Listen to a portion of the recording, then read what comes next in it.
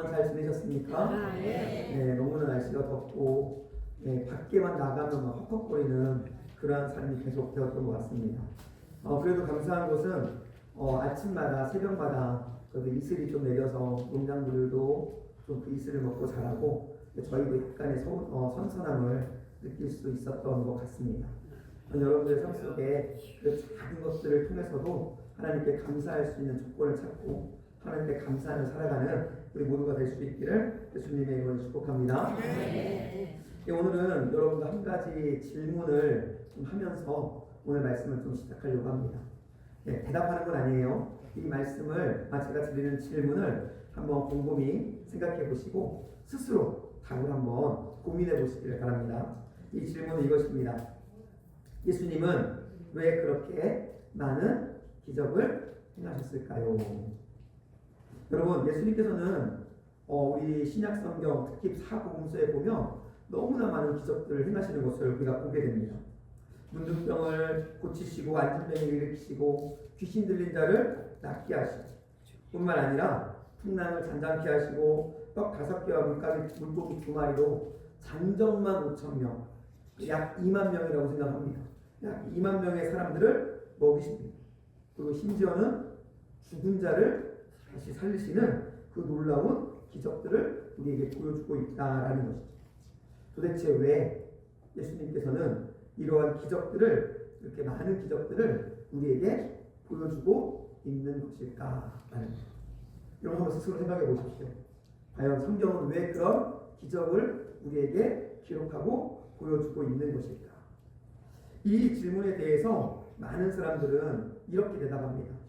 불쌍히 여기시는 긍휼하심이 많은 예수님이시기 때문에, 혹은 자기 자신이 하나님의 아들이심을 증명하셔야 했기 때문에 라고 대답하고 있다라는 것이죠. 정답입니다. 정답. 너무나 정확한 답일 수밖에 없습니다. 그리고 성경에서도 이 답변에 대한 이 답변이 옳은 답이라는 것을 우리에게 보여주고 있다라는 것이죠. 우리 마태복음 9장 36절 말씀을 한번 읽어보겠습니다. 읽습니다. 우리를 보시고 빈만히 여기시니 이는 저희가 목자 없는 양과 같이 고생하며 유리하니라. 예수님께서는 긍휼하심이 많으셔서 그 주변에 있는 목자 없는 양 같은 많은 사람들을 불쌍히 여기시고 그들을 목자처럼 돌보시는 마음으로 기적을 행하시고 낫게 하시고 그리고 그들을 치료하셨다라는 것입니다. 그런데 우리가 복음서의 말씀들을 가만히 살펴보면 이 대답만으로는 우리가 이해할 수 있는, 설명되지 않는 조금은 이상한 장면들이 많이 우리에게 보여지고 있다라는 것이죠. 그것이 그 이상한 장면들을 우리가 잘 살펴보면요, 그 이상한 장면 속에 하나님께서, 예수님께서 기적을 많이 행하셨던 이유, 그 비밀을 우리가 발견할 수 있다라는 것이죠. 그렇다면 그 이상한 장면이 과연 무엇일까? 그 이상한 장면은 바로 기적이 일어나는 그 순간순간마다 예수님께서 그의 시선을 이상한 곳으로 보내고 있다라는 거예요. 여러분, 사람은요, 일반적으로 어떠한 사건이 있으면 관심이 있는 사건에 우리의 시선을 두게 되어 있습니다. 그렇죠? 내가 아무리 누군가를 사랑한다 이야기해도 내 눈이 그리로 가지 않고 다른 곳으로 가고 있으면 나는 사랑한다고 말하는 사람을 사랑하는 것이 아니라 내 눈이 가고 있는 그곳을 모르세요? 사랑하는 거예요. 우리는 어쩔 수 없이 우리의 눈이나 우리의 마음이 가는 곳으로 우리의 사랑이나 우리의 어떤 것들이 향하게 되어 있다라는 거죠. 오늘 본문에서도 마찬가지입니다. 오늘 성경에서 복음서에 보면요, 예수님께서는 수없이 많은 무리들 앞에서 기적을 행하십니다. 그리고 그들을 향해서 기적을 행하심으로 낫게도 하시고 그들을 치료하기도 하시고 귀신을 내어 쫓기도 하십니다. 그런데 그때마다 예수님의 시선은 그들이 아닌 다른 곳을 향하고 있다는 거죠. 누구를 향하고 있을까요? 바로 예수님의 제자들에게 그 시선이 향하고 있었다라는 겁니다. 여러분, 우리 너무나 잘 알고 있는 오병이의 사건을 한번 살펴볼까요? 날이 저문 빈들에 장정만 5천 명이나 되는 사람들이 예수님의 말씀을 듣고 있습니다. 오랜 시간이 지나다 보니까 저녁이 되었고 그곳에 모인 사람들은 배고플 수밖에 없는 상황이 되어버렸다는 거죠. 이런 상황이 되어지자 예수님의 제자들은 너무나 상식적인 건의를 예수님께 합니다. 뭐라고 하냐면요, 이곳은 빈들이요 때도 이미 저물었으니 무리를 보내어 마을에 들어가 먹을 것을 사 먹게 하여 주십시오. 사 먹게 하십시오라고 건의를 해요. 여러분, 이건 너무나 지극히 상식적인 이야기죠. 아마 제자들은 예수님께서 이런 대답을 할 거라고 기대했을 것 같습니다. 벌써 시간이 이렇게 되었네. 그들을 보내서 먹게 하라. 그런데 제자들이 생각했던 것과는 전혀 다른 답변을, 예상하지 못했던 답변을 예수님께서 제자들에게 하십니다. 뭐라고 하시냐면요, 마태복음 14장 16절 말씀인데요, 함께 읽겠습니다. 예수께서 가라사대 갈 것 없다. 너희가 먹을 것을 주라. 여러분, 너희가 먹을 것을 주라 라는 이 말씀을 들었을 때 제자들의 마음이 어땠을까요? 제자들은요, 그 많은 사람들에게 음식을 제공할 아무런 능력이 없었어요. 뿐만 아니라 그 능력 없음에 대해서 가장 잘 알고 있는 분이 누구였냐면 예수님이셨어요. 그런데 그런 예수님께서 지금 제자들에게 뭐라고 말하고 있는 겁니까? 너희들이 이 많은 사람들에게 먹을 것을 주라라고 말씀하고 있었다라는 거예요. 이 황당함 속에서 제자들이 취할 수 있는 길은 아무것도 없었다라는 거예요. 결국 모든 기적은 예수님께서 행하시는 것이 정해진 답이었습니다. 예수님께서 모든 기적을 행하실 것이 너무나도 분명한 일이었음에도 불구하고 예수님께서는 굳이 제자들에게 너희가 먹을 것을 주라 라고 말씀하시면서 이 불가능한, 이 무거운 짐을 제자들에게 지우셨다라는 것이죠. 여러분, 왜 그랬을까요? 여러분, 제자들의 동의가 필요한 것도 아니고 제자들의 도움이 필요한 것도 아니고 그냥 예수님이 원하시면 할 수 있는 그 일, 그 기적이었음에도 불구하고 예수님은 홀로 그 기적을 행하신 것이 아니라 제자들에게 그 일을 감당할 수 있도록 짐을 맡기고 있는 이유, 그것이 과연 무엇이냐라는 거예요. 그 이유는요, 예수님께서 제자들을 향해 원하는 것이 있었기 때문에 바로 제자들이 그 제자들의 자리, 그 제자들이 지금 가지고 있는 그 마음을 뛰어넘어서 예수님께서 원하시는 자리에까지 이르기를 원하시는 그 간절한 마음이 있었기 때문이라는 거예요. 그 마음이 무엇일까? 그 마음은요, 무리를 보내어 스스로 사 먹게 하소서라는 이 말씀에 담겨 있어요. 여러분, 잘 생각해 보십시오. 무리를 보내어 스스로 사 먹게 하소서라는 말 속에 어떠한 제자들의 마음이 느껴지십니까? 제자들은 그 무리들과 함께 있었어요. 그런데 그 무리들의 문제가 제자들에게는 아무런 문제가 되지 않았다는 거예요. 제자들은 그 무리의 문제를 가슴에 푼 것이 아니라 그냥 멀리서 바라보는, 그냥 그들의 문제만을 바라보는 구경꾼의 모습밖에는 되지 않고 있었다는 거예요. 여러분, 예수님께서는 이 구경꾼의 마음을 가지고 있는 그 제자들이 이 구경꾼이 아닌 그 무리들을 책임지는 자리에까지 올라서기를 원하는 마음을 품고 있었다라는 거죠. 그래서 예수님께서는 본인이 모든 것을 할 수 있었음에도 불구하고 제자들이 그들을 품고 그들에게 사랑을 전할 수 있는 그 자리, 그 무리를 책임지는 자리에까지 이룰 수 있도록 제자들을 이끌어 가셨다라는 것이죠. 그래서 예수님께서 기적은 예수님의 손으로 행하셨지만, 오병이어 사건을 보면요, 기적은 예수님의 손으로 이루셨지만 그 기적을 누구의 손을 통해서 전달하십니까? 제자들의 손을 통해서 전달하시는 거예요. 기적은 예수님께서 이루셨지만 그 기적을 5천 명에게 나누어줬던 사람들은 바로 제자들이었다라는 것입니다. 그러나 이것 가운데서 이러한 긴박한 상황 속에서도 중요한 것은 예수님의 시선이 그 음식을 먹고 있는 5천 명의 사람들이 아니라 누구에게 향해 있었어요? 제자들에게. 음식을 떼어 나눠주고 있는 그 제자들에게 집중되어 있었다라는 것이죠. 이것뿐만이 아닙니다. 큰 풍랑이 일어서 바다 한복판에 제자들이 죽게 되었을 때에도 마찬가지였습니다.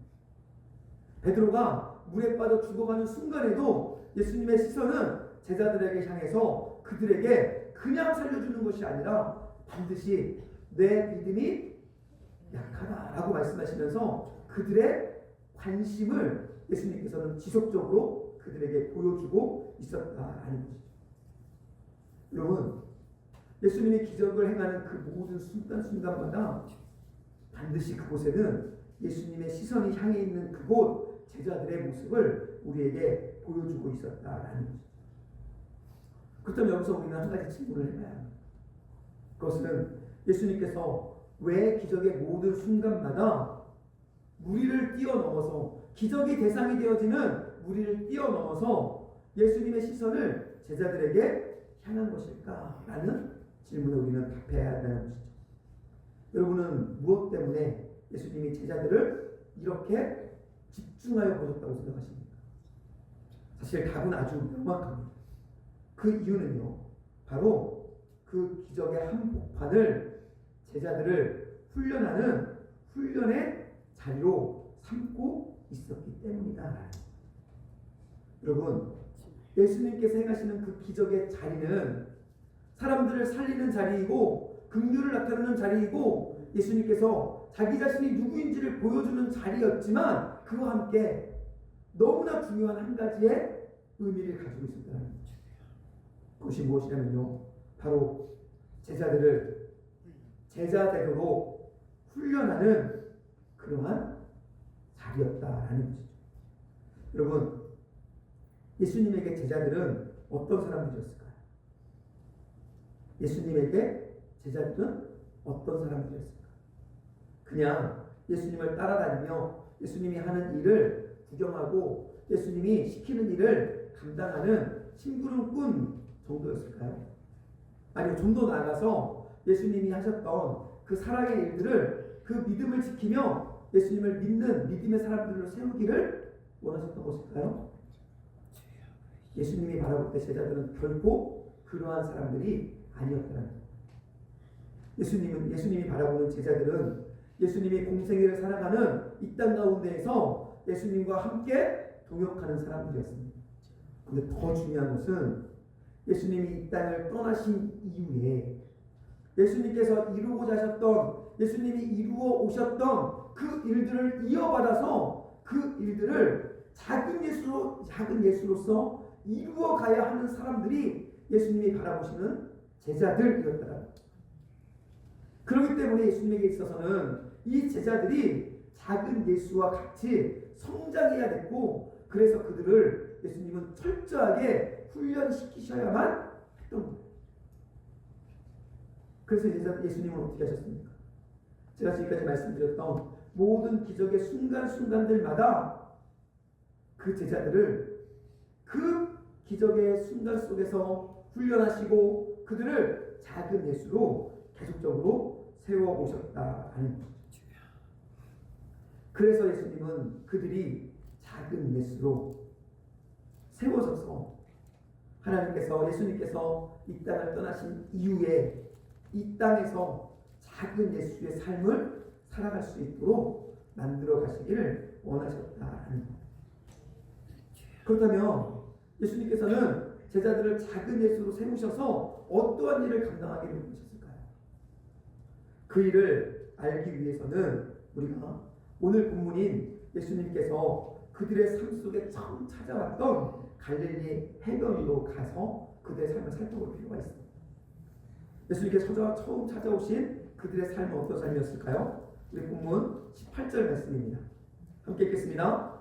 갈릴리 해변에 다니시다가 두 형제 곧 베드로라 하는 시몬과 그 형제 안드레가 바다에 금을 던지는 것을 보시니 저희는 거부라라고 말씀하십니다. 예수님께서 제자들을 부르시기 위해서 찾아갔던 그들은 세상을 바꿀 만한 지식이나 배경이 있는 사람들이 결코 아니었다는 거예요. 그저 하루하루를 바다에서 고기를 낚아 먹고 사는 아주 평범한 사람들이었다는 거죠.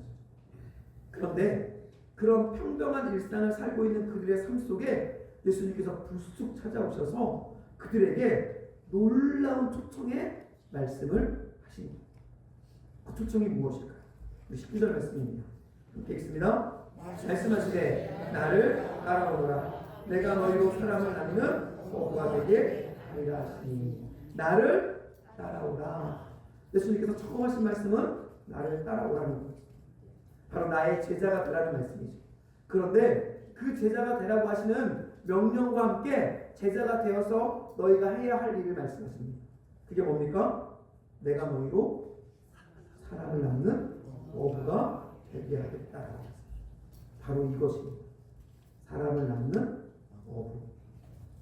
예수님께서 제자들을 부르셔서 그들을 훈련시키시고 그들을 작은 예수가 되게 하신 이유, 목적은, 그들을 그렇게 철저하게 훈련시키신 목적은 바로 그들로 하여금 어떠한 사람이 되게 하기 위해서 사람을 낳는 어부가 되게 하시기 위해서였다라는 그들의 목적, 그들의 목적지는 사실 예수님께서 그들을 부르실 때 이미 정해져 있었다라는 그들을 부르시는 첫 순간에 그들은 고기를 잡아서 그들의 배를 채우는 그러한 삶에서 떠나 이제는 어떠한 삶이요?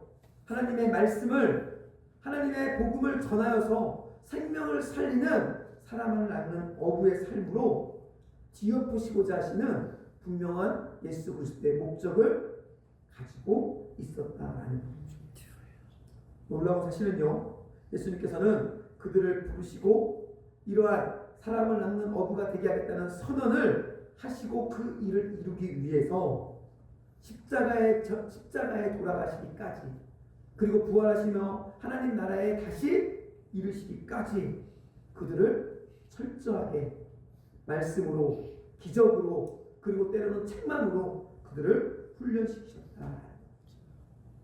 우리가 앞에서 나누었던 빈들에서 굳이 너희가 먹을 것을 주라 라고 말씀하셨던 이유도, 풍랑 앞에서 그들의 믿음을 물으셨던 이유도, 빠져들어가는 베드로의 손을 잡으시면서 믿음이 적은 자야 라고 책망하셨던 이유도, 그들 앞에 보이셨던 기적과 날카로운 질문과 심지어는 제자들의 실패까지도, 그 모든 것들은 바로 이 제자들을 사람을 낳는 어부로 세우시려는 하나님의 치열한 양육의 과정들이었다라는 것이죠. 여러분, 이제 제가 여러분에게 처음 드렸던 그 질문을 다시 한번 여러분에게 드릴 겁니다. 여러분 대답해 보십시오. 예수님께서 왜 그렇게 많은 기적을 행하셨을까요? 여러분 왜라고 생각하십니까? 예, 맞습니다. 제자들을 사람을 낳는 어부로 세우기 위해서라는 것이죠. 물론 기적은 분명히 무리를 향한 하나님의 긍휼의 표현이었습니다. 이거는 아주 당연한 거예요. 그런데 그 긍휼의 이면에 평범했던 어부들, 정말 아무것도 없었던 어부들을 빚으시고 훈련시키셔서 사람을 낳는 어부로 세워가기 원하셨던 그 훈련이었다는 사실을 우리는 기억해야 한다라는 거죠. 그런데 여기서 중요한 것이 있습니다. 그것은 바로 이 이야기, 이 예수님의 마음과 훈련의 이야기가 단지 2000년 전에 제자들을 향한 이야기일 뿐만이 아니라 바로 지금 이 시대를 살아가는 저와 여러분을 향한 예수님의 간절한 선포라는 것이에요. 왜 그럴까요? 우리가 앞서서 예수님께서 제자들을 향하여 제자들이 어떠한 사람이라고 생각한다고 여러분에게 말씀을 드렸습니다. 예수님에게 제자들이 어떤 사람이라고요? 예수님이 제자들에게 어떠한 사람들이었을까요? 네, 예수님이 이 땅을 떠나신 이후에 예수님께 사셨던 일들을 감당해야 하는 작은 예수, 이 땅 가운데 예수님의 복음을 전하고 예수님께 사셨던 일들을 이어가야 하는 사람들이었다라는 거예요. 그런데 놀라운 사실은요, 그 일들이 베드로의 때에 멈춰진 것이 아니라는 거예요. 베드로의 때에 멈춰진 것이 아니라 베드로를 이어서 그 다음을 이었던 사람에게, 그리고 또 그 사람을 이어서 그 누군가에게 그 사명은 계속적으로 전달되고 이어졌다라는 것이죠. 그리고 마침내 오늘 이 시대를 살아가고 있는 저와 여러분에게도, 여러분에게까지 이 하나님의 일들은 이어져 온 것이라는 것이죠. 이 말이 무슨 말일까요? 오늘 본문이 이야기하고 있는 바로 베드로, 안드레, 야고보, 요한, 그들이 바로 누구라는 거예요? 오늘 이 시대에 여러분, 저와 여러분이라는 말. 즉, 지금 이 말하고 있는 이 훈련의 과정을 통하여서 제자들을 사람을 낳는 업으로 만들어가기 원하셨던 그것은 지금 이 시대를 살아가고 있는 저와 여러분들을 향한 하나님의 마음이고, 결국 저와 여러분들이 이 땅 가운데서 무엇으로 살아가야 된다는 겁니까? 사람을 낳는 업으로 살아가야 된다는 것을 우리에게 말씀해 주고 있다. 여러분 생각해 보십시오. 우리도 베드로와 요한, 예수님의 제자들이 받으셨던 놀라운 충만한 은혜를 이미 받지 않으셨습니까? 예수님께서 빈손이었던 우리를 부르셔서 구원받고 하나님의 은혜를 누리는 사람으로 세워주셨습니다. 넘어지고 힘들 때 우리를 붙잡아 주셨고, 두려워 떨 때 우리에게 새로운 힘을 공급해 주셨다. 제자들이 들판에서, 바다에서 받았던 그 하나님의 은혜를 우리가 느끼던 느끼지 못하던 우리의 삶의 자리에서 누리면서 지금까지 살아왔다라는 겁니다. 그렇다면 우리는 이 은혜를 누리며 살아왔던 이 순간 속에서 이 은혜를 누리는 우리에게 하나님께서 무엇을 원하고 계시는 것일까요? 당연하죠. 아주 당연합니다. 제자들에게 원하셨던 그것, 제자들에게 원하셨던 사람을 낳는 어부가 어부의 삶을 사는 것, 바로 우리에게도 사람을 낳는 어부의 삶을 살기를 원하시고 있다라는 것입니다. 여러분, 그런데 문제는 무엇일까요? 문제는 우리가 사람을 낳는 어부의 삶을 잘 살지 못하고 있다라는 것입니다. 예수님께서는 우리를 이미 사람을 낳는 어부로 부르셨습니다. 믿으시죠? 구원받은 자들을 하나님이 사람을 낳는 업으로 이미 부르셨습니다. 사도행전 1장 8절에 말씀하십니다. 너희가 권능, 성령을 받고, 그리고 어떻게 합니까? 내 예루살렘으로부터 시작해서 땅끝까지 이르러 내 증인이 되라고 했습니다. 이 말을 다른 말로 말하면 이거예요. 내 증인이 되어서 사람은 낳는 어부의 삶을 살아가라 라고 말씀하는 것이죠. 그리고 예수님께서는 우리에게 그러한 삶을 살 수 있도록 이미 사람을 낚을 수 있는 튼튼한 그물을 우리에게 이미 허락하셨습니다. 구원의 역사, 성령이 허락하시는 놀라운 성령의 은혜, 은사, 그 모든 것들을 통해서 우리는 튼튼한 그물을 허락하셨고, 그리고 사람을 낚을 수 있는 권능을 우리에게 이미 주셨다라는 것이죠. 그럼에도 불구하고 유일한 문제가 하나 있는데요. 그것은 바로 우리가 그 그물을 거의 모셔만 두는 거예요. 은혜 받고 우리의 마음속에 모셔두고, 은사 받고 우리의 삶 속에 모셔두고, 그 그물을 펼쳐서 던져서 고기를 낚지 않고 그냥 묶어두는 그것이 우리에게 있는 바로 유일한 문제라는 것이죠. 이 말은 다른 말로 말하면 이렇습니다. 그 그물을, 고이 모셔뒀던 그 그물을 펼치기만 하면 하나님께서 어떻게 하신다는 거예요? 역사하시고 놀라운 기적을 우리의 삶 속에 보여주신다라는 것입니다. 아멘. 여러분은 어떻습니까? 여러분은 사람을 낳는 어부의 삶을 살고 계시나요? 여러분들에게 좀 질문하겠습니다. 옆에 분들을 바라보시면서 이렇게 질문합니다. 당신은 사람을 낳는 어부의 삶을 살고 계십니까? 아멘. 정직하게 서보셔야 돼요.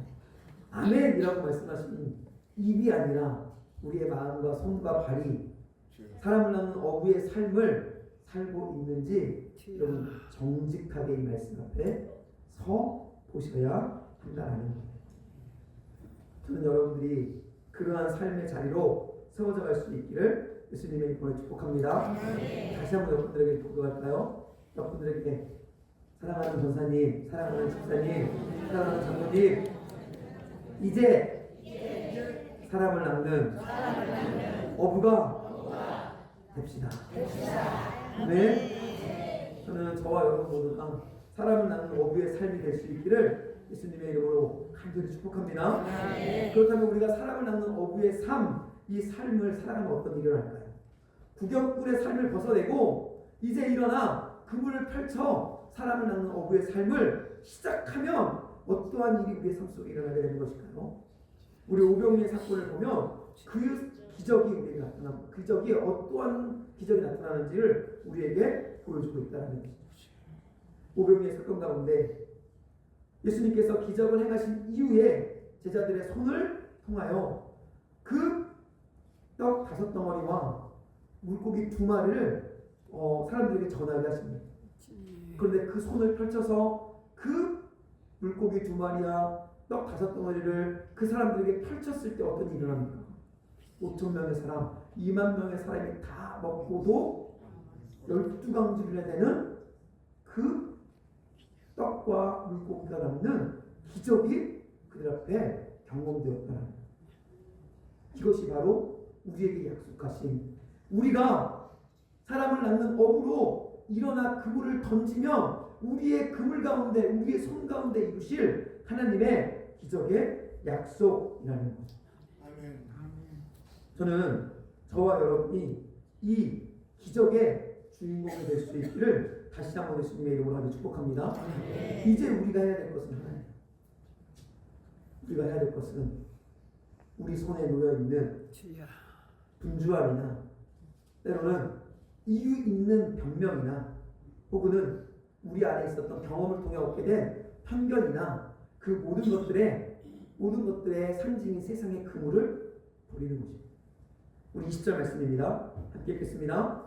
저희가 곧 그 그물을 버려두고 예수를 쫓습니다. 그들이 곧 그물을 버려두고 예수님을 쫓기 위해서 필요했던 한 가지가 그 그물을 버리는 거였어요.